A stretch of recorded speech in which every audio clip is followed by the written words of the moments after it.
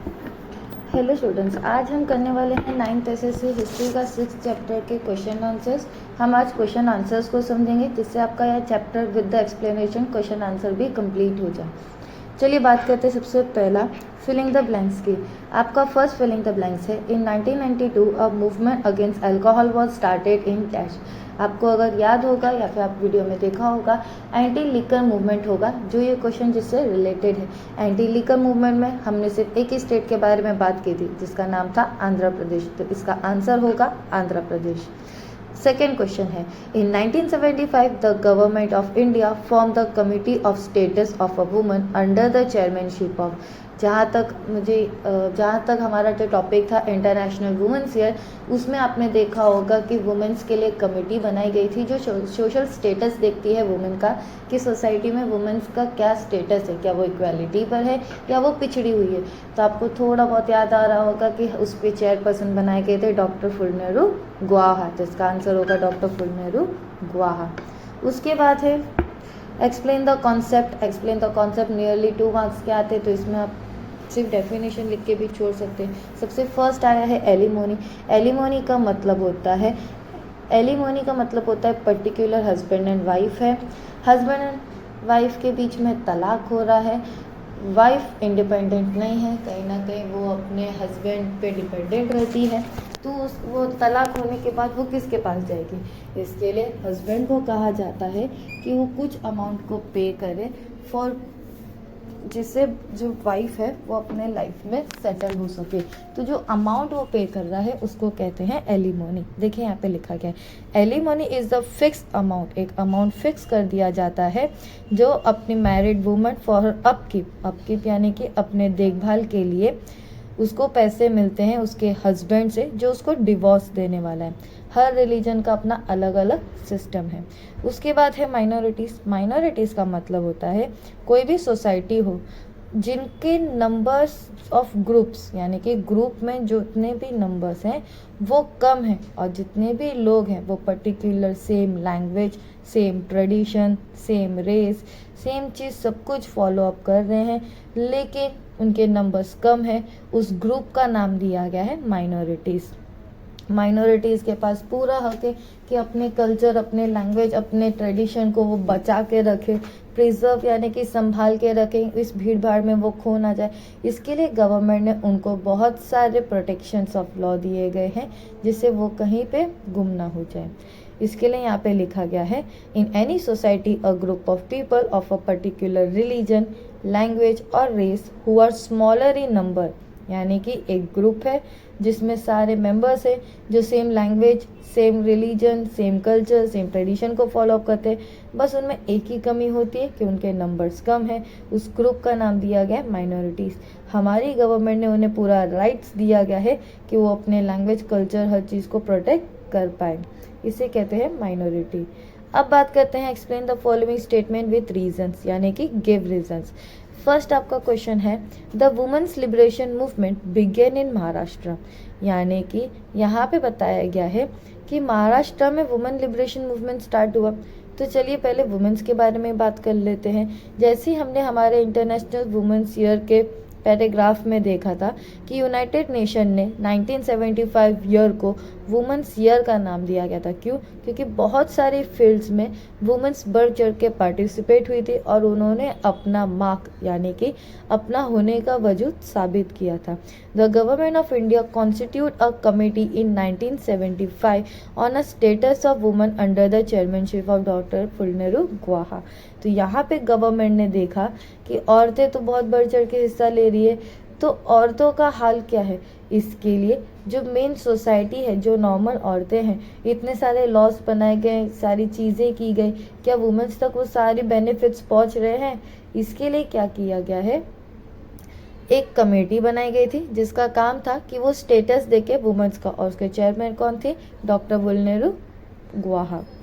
Comprehensive study indicates gender based discrimination, यहाँ पे study की गई, सर्वे किया गया जेंडर बेस्ड डिस्क्रिमिनेशन, जेंडर यानी कि मेल और फीमेल को मद्देनजर रखते हुए, और स्त्री मुक्ति संघर्ष समिति had organized a state conference in 1975 on the women related issue।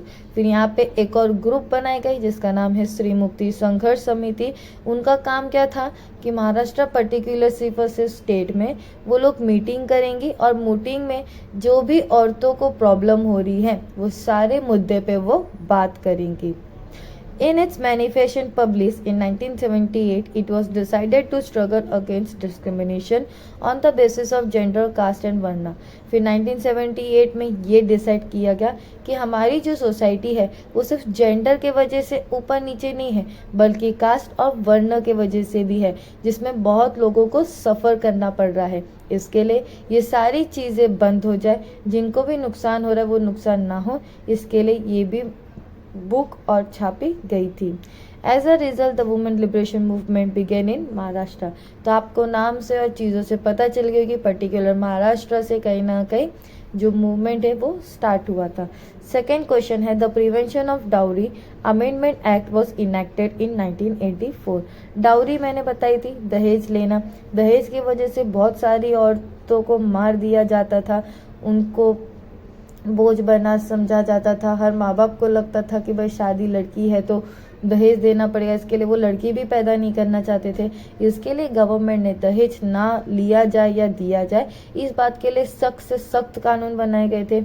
Even after the enactment of a Prevention of Dowry Act in 1961, the atrocities against women did not stop। यहाँ पे ये बात कही गई है कि हमने डाउरी बंद करने के लिए हमारी गवर्नमेंट ने 1961 में एक सख्त कानून लाया था, लेकिन उसके बाद भी वुमेन्स के ऊपर जो डाउरी को लेके जितने भी गैर कानूनी काम है वो बंद नहीं हुए। उसके बाद भी डाउरी के वजह से बहुत सारी औरतें मर रही थी। उसके बाद सेकेंड पॉइंट दिया गया है investigation revealed that the dowry was the most frequent cause of bride burning और सुसाइड कमिटेड बाय वुमेन। ऐसा कहा गया है कि जो वुमेन्स, ऐसा इन्वेस्टिगेशन पुलिस के पास जब भी केस गया, जब भी कोई औरत मरती है तो यही बात आती है कि हर कोई एक्सीडेंट से, कोई जल के या सुसाइड से इसीलिए करती क्योंकि उन्हें बहुत ज़्यादा टॉर्चर किया जाता है डाउरी के लिए। Need was felt to make provisions more stringent, therefore the Prevention of Dowry Amendment Act was enacted in 1984। तो इतने कानून होने के बाद भी जब बहुत सारी औरतें जो रजिस्टर्ड केस है, हमने हमारे टेक्स्ट बुक में पढ़ा था रजिस्टर्ड केस, तो सोचो कितनी सारी औरतें हुई होंगी जो मर गई होंगी, लेकिन उन लोग की जो रिपोर्ट है वो पुलिस स्टेशन तक भी नहीं पहुंची होगी। इसके लिए गवर्नमेंट ने कहा कि हमें और सख्त से सख्त कानून बनाना पड़ेगा जिसके वजह से औरतों को डाउरी के नाम पे सफ़र ना करना पड़े। उसके बाद है the practice of untouchability was abolish by the constitution. जैसे कि आप जानते हो इंडियन सोसाइटी कास्ट के हिसाब से चलती है, अपर कास्ट, लोअर कास्ट, 4 वर्ण किए गए। तो जो सबसे लोअर कास्ट है शूद्र, उनको अछूत माना जाता है। अछूत यानी कि उनकी छुई हुई कोई भी चीज़ों को हाथ नहीं लगाया जाएगा, उनकी शैडो भी टच नहीं होनी चाहिए, उनको घर में, मंदिर में, स्कूल में नहीं आया जाता है, सिर्फ इसी कारण क्योंकि वो लोअर कास्ट के हैं। और लोअर कास्ट डिफाइन कहाँ से होता है? उनके कामों से।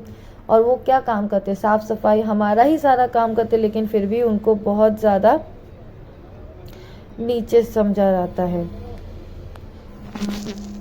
उसके बाद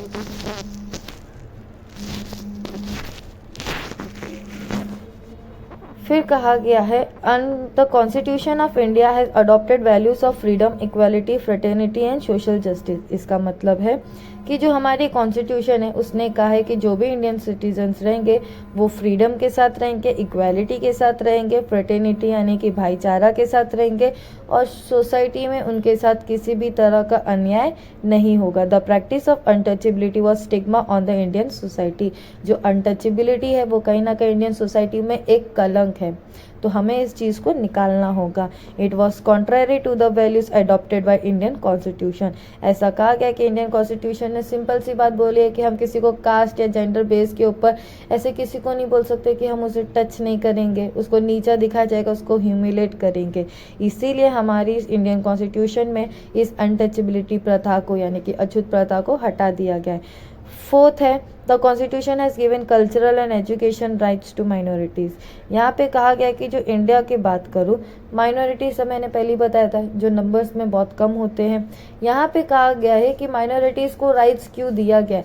इंडिया की बात करूँ तो हर 4 घर बदलने के बाद भाषा और कल्चर चेंज हो जाता है। तो सोचो इतनी बड़ी कंट्री में कितने सारे कल्चर्स होंगे। हर किसी के पास अपना अपना हक है, राइट्स है कि वो अपने कल्चर को प्रिजर्व कर सके। इसके लिए गवर्नमेंट ने उनको पूरा राइट्स दिया है कि अपने रिलीजन को, अपने कल्चर को क्या कर सके, बचा के रख सके और वेरिएशन आता रहे। उसके बाद हमारा कोई आंसर द फॉलोइंग के क्वेश्चन है। Right a note on a human rights protection act. Human right protection act का मतलब होता है इंसान जब जन्म लेता है तो जन्म से ही उसके पास बहुत सारे हक आ जाते हैं जो कोई भी उसे छीन नहीं सकता है। ह्यूमन राइट्स कब आया पार्लियामेंट के हिसाब से? 1993 में, कि किसी भी मैन और वुमेन के साथ अन्याय ना हो। It set up the national human rights commission on the same lines in some states the state human rights commission were establish. इसीलिए गवर्नमेंट ने एक कमेटी बनाई है जो क्या करेगी, हर पूरी कंट्री में तो नहीं लेकिन बहुत सारे स्टेट्स में ये कमेटी बनाई जो नॉर्मली क्या करेगी, हर ह्यूमन के उसके राइट्स मिले इस बात का ध्यान रखेगी। This law is meant to mitigate injustice dealt to with women in the form of collective operations, divorce, women exploitation at a workplace।